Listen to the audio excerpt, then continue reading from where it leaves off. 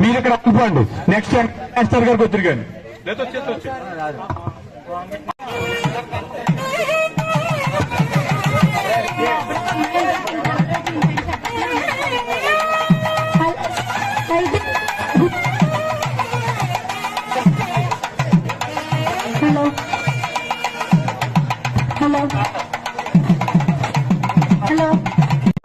పదాం హిమాలయ కిరీటిని బ్రహ్మ రాజర్షి రత్నాఢ్యాం వందే భారత మాతరం. ఆ భారతమాత యొక్క ప్రియ సంతానమైనటువంటి మా ప్రియతమ విద్యార్థులందరూ కూడా మరొకసారి శుభాశీస్సులు అందజేస్తూ ఈ రోజున చక్కటి కార్యక్రమాన్ని ఏర్పాటు చేశారు. నా జీవితంలో నిన్న ఈ రోజు కూడా ఒక ముఖ్యమైనటువంటి ఘట్టాలుగా మిగిలిపోతాయి. ఎందువల్లంటే నేను 1983లో కొత్తగా ఉపాధ్యాయుడిగా చేరినటువంటి మొదటి బ్యాచ్ విద్యార్థులు తుని దగ్గర ఉన్నటువంటి కోటనందూరులో నిన్న నాకు పిలిచి వాళ్ళ ఆత్మీయ సమ్మేళనంలో నన్ను సత్కరించడం జరిగింది. అది నా మొట్టమొదటి బ్యాచ్, ఉపాధ్యాయుడిగా మొదటి బ్యాచ్ ఆ విద్యార్థులు. అట్లాగే అక్కడి నుంచి 97లో ఇక్కడికి వచ్చాను. 90 ఇక్కడికి వచ్చినటువంటి బ్యాచ్ లో మొట్టమొదటి బ్యాచ్ మీది. ఇక్కడ కూడా 97 దాకా ఇక్కడ పనిచేశాను 7 సంవత్సరాల పాటు. అయితే ఇది నాకు మొదటి బ్యాచ్ కాకపోయినప్పుడు కూడా ఇక్కడ నా దగ్గర చదువుకున్న విద్యార్థుల్లో అందరితోటి అనుబంధం ఉన్నప్పుడు కూడా కొద్దిమందికి మా కుటుంబంతో విడదీయమైన అనుబంధం ఏర్పడిపోయినటువంటి పరిస్థితి ఇక్కడ. నేను ఇక్కడ స్కూల్ పక్కనే ఉండేవాడిని. విద్యార్థులందరూ కూడా మరి మా ఇంటికి రాకపోకలు సాగించడం అయితేనంటే, నేను వాళ్ళతో మెలగడం అయితేనంటే, ఇందాక మాస్టర్ చెప్పినట్టుగా నేను అనేక సందర్భాల్లో విద్యార్థులు మందలించడం, వాళ్ళని అవసరమైనప్పుడు ఒకటి తగిలించడం అలాంటివి కూడా జరిగాయి. అయినప్పటికీ కూడా మరి గురువు గారి మీద ఉండేటువంటి అభిమానం, ఆత్మీయతతోటి అప్పటి నుంచి ఇప్పటిదాకా కూడా ఎడతగిన అనుబంధాన్ని కొనసాగిస్తూ వచ్చినటువంటి విద్యార్థులు ఈ బ్యాచ్ మాత్రమే. మిగతా వాళ్ళందరూ కూడా విద్యార్థులుగా గురువు మీద అభిమానం కలిగి ఉండవచ్చు. అట్లాంటి సత్సాంప్రదాయాన్ని నెలకొల్పబడినటువంటి విద్యార్థి బృందము మా ఇంట్లో ఏ కార్యక్రమం జరిగినప్పుడు కూడా ఇక్కడ ఉండేటువంటి విద్యార్థులు తప్పనిసరిగా ఆ కార్యక్రమంలో ఉండేటువంటి పరిస్థితి ఇప్పటికి కూడా కొనసాగుతూ వస్తుంది. మా అమ్మాయిల పెళ్లిళ్ళు అయితేనేంటి, మా ఇంట్లో జరిగే శుభకార్యాలైనా కష్టం వచ్చినా శుభం వచ్చినా కూడా విద్యార్థులు నా దగ్గర ఉండి నాకు కావలసినటువంటి సహాయ సహకారాలు అందించేటువంటి పరిస్థితి ఈ బ్యాచ్ లో ఉండేటువంటి విద్యార్థుల ద్వారానే పొందగలిగాను. అది నా అదృష్టం భావిస్తున్నాను. అట్లాగే ఇందాకనే సత్యనారాయణ మాస్టర్ చెప్పారు మన సంస్కృతి యొక్క గొప్పతనాన్ని. రామాయణం లాంటి మహాకావ్యము మన దేశంలోనే పుట్టిందని ఇందాకనే చెప్పాను. రత్నాకరాధోత బలాం హిమాలయ కిరీటినం. మన దేశం యొక్క అదృష్టం ఏంటంటే మన భారతమాత యొక్క కాళ్ళని సముద్రుడు స్వయంగా కడుగుతున్నాడు. అట్లాగే హిమాలయాల కిరీటంగా ఉన్నాయి. రత్నాకరాధోత బలాం హిమాలయ కిరీటినం బ్రహ్మరాజర్షి రత్నాఢ్యాం వందే భారతం. బ్రహ్మఋషులు రాజర్షులు కూడా ఇక్కడనే పుట్టారు. ఆయన చెప్పారు ఇందాక మన దేశం వెలుగు దేశము, మిగతా దేశాలు చీకటి దేశాలే. ఇప్పుడే కదా, ఎప్పుడు కూడా అది పరిస్థితి. సూర్యుడు తూర్పునే ఉదయిస్తాడు, పశ్చిమాన్ని ఉదయించడు. మనది తూర్పు దేశాలు. సూర్యుడు యొక్క వెలుగు ఇక్కడి నుంచే ప్రారంభిస్తాడు. అలాగే ప్రపంచానికి జ్ఞానాన్ని అందించినటువంటి దేశం మనది. అట్లాంటి దేశంలో పుట్టినటువంటి మనందరము కూడా అదృష్టవంతులము. మన సంస్కృతి యొక్క గొప్పతనాన్ని ఈరోజు ప్రపంచంలో దేశాలన్నీ గుర్తించి, ముఖ్యంగా మన దేశంలో ఉండేటువంటి కుటుంబ వ్యవస్థ, మిగతా దేశాల్లో అట్లాంటి వ్యవస్థ లేదు. అక్కడ వివాహం అనేటువంటిది శాశ్వత బంధం కాదు, కేవలం ఒక కాంట్రాక్ట్.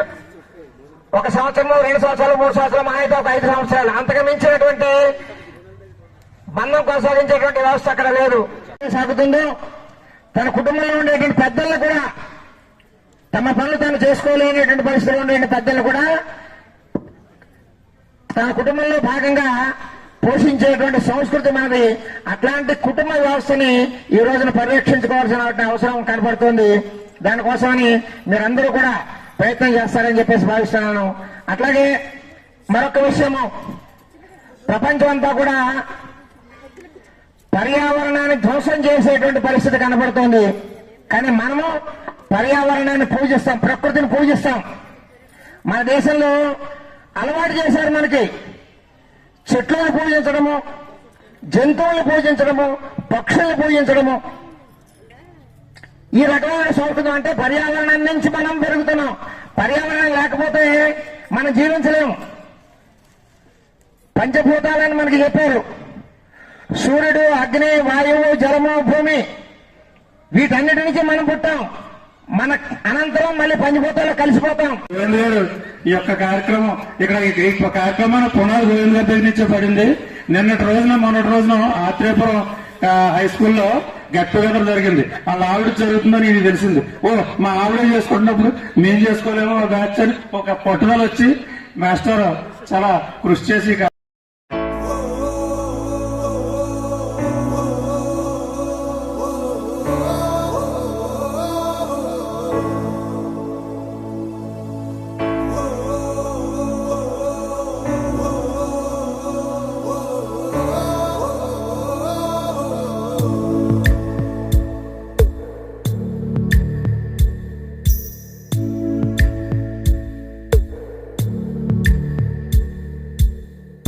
పాదమెటుపోతున్నా పయనమెందాకైనా అడుగు తడబడుతున్నా తోడురానా, చిన్ని ఎడబాటైనా కంట తడి పెడుతున్నా గుండె ప్రతిలయలోన నేను లేనా, ఒంటరైనా ఓటమైనా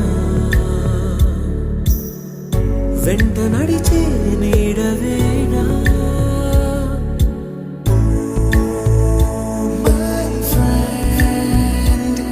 తడి కన్నులనే తుడిచిన నేస్తమా,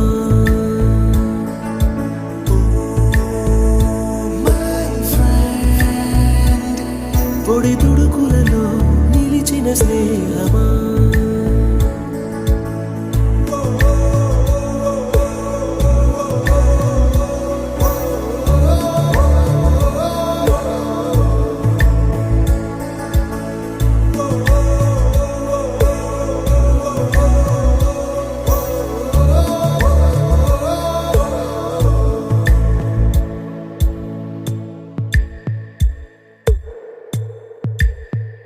అమ్మ ఒడిలో లేని పాసం నేస్తమల్లే అల్లుకుంది, జన్మకంతా తీరిపోని మమతలెన్నో పంచుతోంది. మీరు నుంచి మన స్నేహ గీతం ఏరా ఏరాల్లోకి మారే, మోమాటాలే లేని కళెచ్చాలు వారే, ఒంటరైనా ఓటమైనా వెంట నడిచే నీడ నీవే.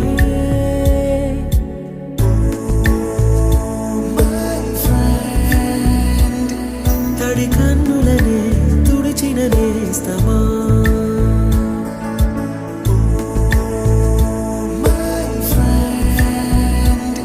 పొడి తుడుకులలో నిలిచిన స్నేహమా.